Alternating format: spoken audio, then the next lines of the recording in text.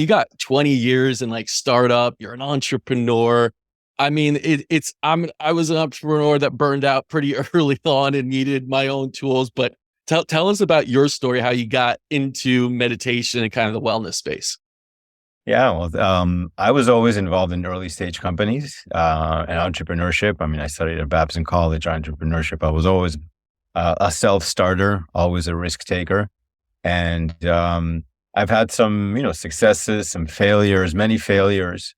And around 2012, one of the companies that I'd worked and co-founded for 8 years was winding down, and I ended up in a dark place. I was not happy. I was very depressed, really going through some tough moments. And a friend of mine led me to meditation, and I did a quick course here in Miami, and that led me to Vipassana, which is a 10-day silent meditation course. Vipassana is a technique that comes from Buddhism. It's existed for over 2,000 years.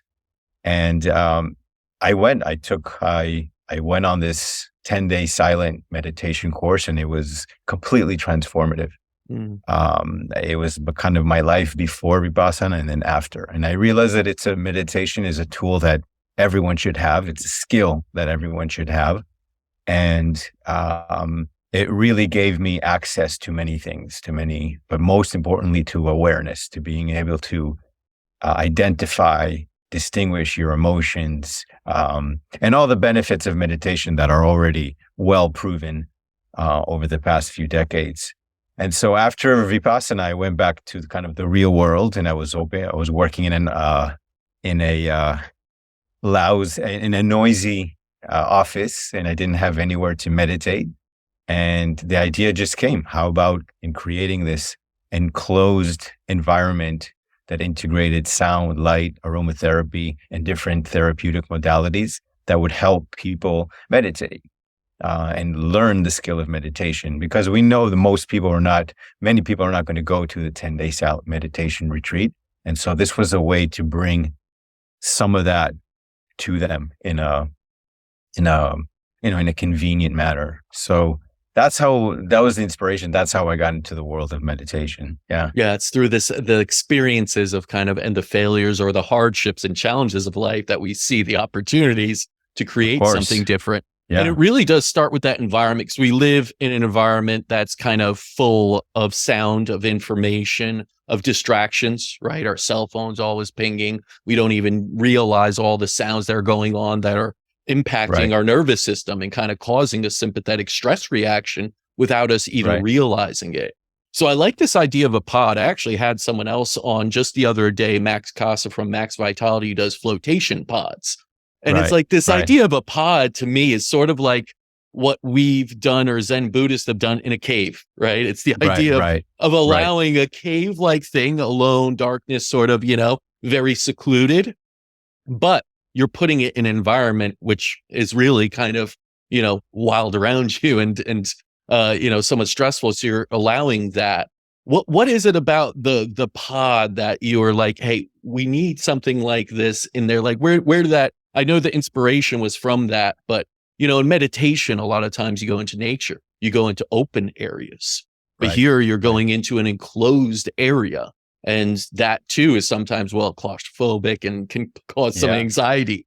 How do you get past that? How do you create a pod that creates this, very secure yet open feeling? I think that's, it took a while to discover that, but the initial vision was, the question that I posed myself was, how to create an environment that as soon as you stepped in and that welcomed the most claustrophobic people, and that as soon as they walked in, they could feel a sense of calm. So we looked at materials, dimensions, sounds, lights, did a lot of research, and we came up with the right dimensions, felt the materials. We saw a lot of pods out there, like the floating tanks, which are great, but they're made of acrylic. They're very small. There's hydraulics. People might feel like they can get stuck in there. All those things are deprive really people of being able to surrender fully in an environment. So after a few prototypes, we developed one that's made from wood, felt, really soft, natural, organic materials, the right dimension. You could stand up there. You can expand your hands. It's 7 feet wide, 9 feet high. So it's pretty big. Yeah. So you have that feeling of infinity in there, the way that it's designed, the way that the colors, everything is intentional. All the design has been thought to make it very easy and really effective at the end of the day is what really matters. So, and the other most important thing is the location. Where do you put it? Like you mentioned, the floating caves or nature. But if you're in the middle of the winter working at a bank in Chicago, downtown Chicago, and you have a 15-minute break, you need to find something that's, within 10 feet or 20 feet from your desk. And that's where we come in. We just put it there, convenient. So you can go in there before a meeting, or if you're feeling stressed or you need a boost of creativity, meditation helps unblock that. So that's our role.